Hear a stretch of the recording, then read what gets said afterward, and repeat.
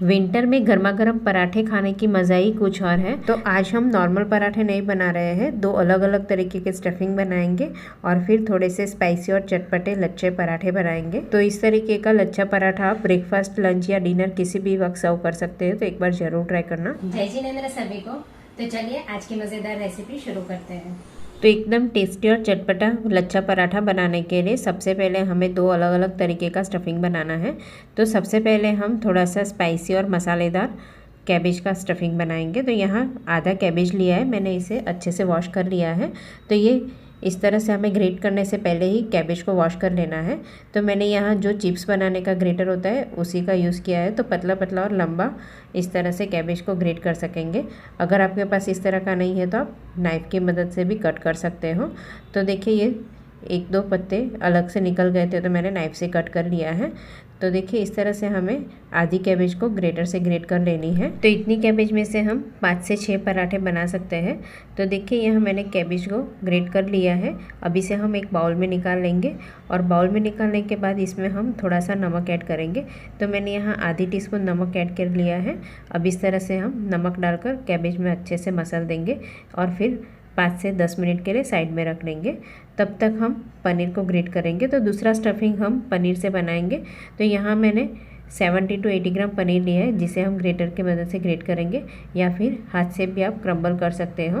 तो ये चटपटा पनीर बनाएंगे जिससे हमारा लच्छा पराठा बहुत ज़्यादा टेस्टी लगेगा। अब इसमें 1/4 कप बारीक कटा हुआ कैप्सिकम, 1/4 कप बारीक कटा हुआ हरा धनिया ऐड करेंगे, आधी टीस्पून चाट मसाला पाउडर, आधी टीस्पून चिली फ्लेक्स और आधी टीस्पून ऑरिगानो ऐड करेंगे और सब अच्छे से मिक्स करेंगे। अगर नमक की मात्रा कम लगे तो आप ऐड कर सकते हो, वैसे ज़रूरत नहीं है क्योंकि चाट मसाला में भी नमक रहता है।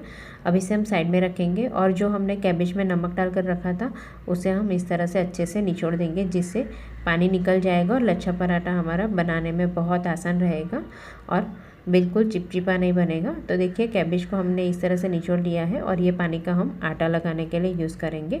अब ये कैबेज को हम एक बाउल में निकाल लेंगे और इसमें हम 1/4 कप बारीक कटा हुआ हरा धनिया ऐड करेंगे, आधी टीस्पून हरी मिर्ची की पेस्ट, आधी teaspoon chaat masala powder, 1/4 teaspoon आमचूर पाउडर ऐड करेंगे।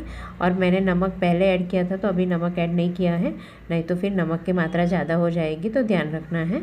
तो देखिए यहाँ सब अच्छे से मिक्स कर लिया है। अब हमारे दोनों स्टफिंग बनकर तैयार है और यहाँ हम लच्छा पराठा बनाने के लिए आटा लगाएंगे। तो यहाँ 1 कप गेहूँ का आटा, 1/4 टीस्पून से भी थोड़ा सा कम नमक ऐड करेंगे क्योंकि हमने इसमें कैबेज का पानी ऐड किया है तो उसमें भी नमक की मात्रा थी।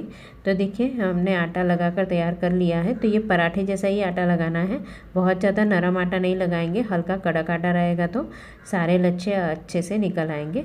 अब थोड़ा सा ऑयल ऐड करेंगे और आटे को एक बार अच्छे से मसल देंगे। तो जब भी हमें लच्छा पराठा बनाना है तब हमें आटा एकदम प्रॉपर लगाना है, नहीं तो फिर चिपचिपा बनेगा और लच्छे अच्छे से नहीं निकल के आएंगे।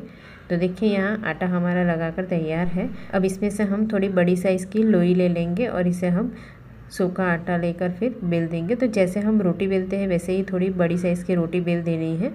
तो देखिए यहाँ ज़रूरत लगे तो हम थोड़ा सा सूखा आटा फिर लेकर बेलेंगे। तो देखिए बहुत ज़्यादा पतला नहीं बेलेंगे, हल्का मोटा रखेंगे। तो देखिए यहाँ एक रोटी बेल दी ना, वैसे ही मैंने ये दूसरी रोटी भी बेल दी है। अब इसे हम साइड में रखेंगे और पहले हम अच्छे से स्टफ़ कर लेंगे। तो आधे पराठे में हमने जो थोड़ा सा स्पाइसी चटपटा कैबेज का स्टफिंग बनाया था वो अच्छे से स्प्रेड करेंगे और आधे पराठे में हमने जो चटपटा पनीर का स्टफिंग बनाया था वो स्प्रेड करेंगे। तो ऐसे हम एक ही रोटी में दो अलग अलग स्टफिंग को हम अच्छे से स्प्रेड कर लेंगे। तो इस तरीके से हम एक ही पराठे में दो अलग अलग स्टफिंग करेंगे और फिर अच्छे से फोल्ड करेंगे।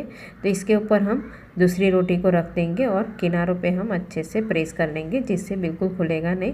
और इस तरह से हम हाथ से भी थोड़ा प्रेस कर लेंगे और फिर हम बीच में से इस तरह से कट लगाएंगे। तो एक पराठे में आप सिर्फ 2 कट लगाकर 3 पार्ट में डिवाइड कर सकते हो या फिर इस तरह से 3 कट लगाकर 4 पार्ट में भी डिवाइड कर सकते हो। तो जैसे रोटी आपकी बड़ी होगी उस हिसाब से आप कट लगाएंगे। अब इस तरीके से कट लगाने के बाद ऊपर थोड़ा सा ऑयल और सूखा आटा छिड़क देंगे, जिससे ये लच्छे अच्छे से निकल आएंगे। तो देखिए इस तरह से रोल कर लेना है और ऊपर की तरफ हम प्रेस करेंगे और किनारे पे भी हम अच्छे से प्रेस करके चिपका लेंगे। तो देखिए लच्छा पराठा बनाने के लिए लोई बनकर तैयार है। इसी तरह हम दूसरी लोई बनाने के लिए भी हम रोल कर लेंगे और ऊपर की तरफ हम प्रेस करेंगे। तो ये दूसरा लच्छा पराठा बनाने के लिए भी लोई बनकर तैयार है। तो जो हम 2 बड़ी सी रोटी बेलकर फिर स्टफ करके फिर पराठे बनाते हैं तो उसमें से हम 3 पराठे आराम से बना सकते हैं। अगर आपने इस तरह से एक कट ज़्यादा लगाया रहेगा तो फिर एक पराठा इस तरह से छोटा बनेगा, यानी ये लोई छोटी बनाई है तो छोटा बेलना पड़ेगा। अब लच्छा पराठा बेलने के लिए लोई को हम हल्के सूखे आटे में इस तरह से छिड़क देंगे और ऊपर की तरफ भी हम थोड़े से हरा धनिया और सफ़ेद तिल स्प्रिंकल करके फिर हल्का प्रेस कर लेंगे और बेलन की मदद से बेल देंगे। ज़रूरत लगे तो आप थोड़ा सा सूखा आटा वापस छिड़क सकते हो, जिससे बेलने वक्त बिल्कुल चिपकेगा नहीं। तो देखिए इस तरह से पराठा बनकर तैयार है। अब इसे हम रोस्ट करेंगे। तो मैंने यहाँ नॉर्मल आयरन का तवा ही लिया है और हल्का ऑयल से ग्रीस कर लिया है। अब पराठे को तवे पे डाल देंगे और इसे हम 1.5 से 2 मिनट के लिए स्लो टू मीडियम फ्लेम पर रोस्ट करने के बाद साइड चेंज करेंगे और दूसरी बाजू पकेगा तब तक हम दूसरी लोई को भी बेलकर तैयार करेंगे। तो लोई के ऊपर ही हम थोड़ा सा काले तिल और हरा धनिया डाल देंगे और हल्का प्रेस कर लेंगे और फिर थोड़ा सा सूखा आटा छिड़क कर इसे हम बेल देंगे, जिससे ये अच्छे से चिपक जाएगा। और थोड़ा सा सूखा आटा छिड़कने से बेलने वक्त बिल्कुल बेलन पे चिपकेगा नहीं, क्योंकि जब पराठा बेलेंगे तब कैबेज और पनीर में से हल्का पानी छूटेगा तो बेलन पे चिपकने लगेगा, तो सूखा आटा छिड़कना ज़रूरी है। तो दूसरा पराठा बेल दिया है, तब तक ये देखिए दूसरी साइड भी पराठा रोस्ट हो चुका है। तो साइड चेंज करेंगे और वापस हम 1 से 1.5 मिनट के लिए रोस्ट करेंगे और फिर ऊपर की तरफ हम थोड़ा सा घी या फिर ऑयल ऐड करेंगे और साइड चेंज कर लेंगे और गैस की फ्लेम भी मीडियम टू हाई कर लेंगे और हल्का हल्का प्रेस करेंगे। और इसी तरह से हमें पलट पलट कर दोनों बाजू से स्लो टू मीडियम गैस पर अच्छे से क्रिस्प होने तक रोस्ट कर लेना है। तो मैंने यहाँ पराठा रोस्ट करने के लिए नॉर्मल आयरन के तवे का ही यूज़ किया है। आप चाहो तो नॉनस्टिक पैन का भी यूज़ कर सकते हो। तो नॉनस्टिक पैन पर जब रोस्ट करेंगे तो पराठा रोस्ट करने में थोड़ा टाइम भी लगेगा और बिल्कुल जलेगा नहीं।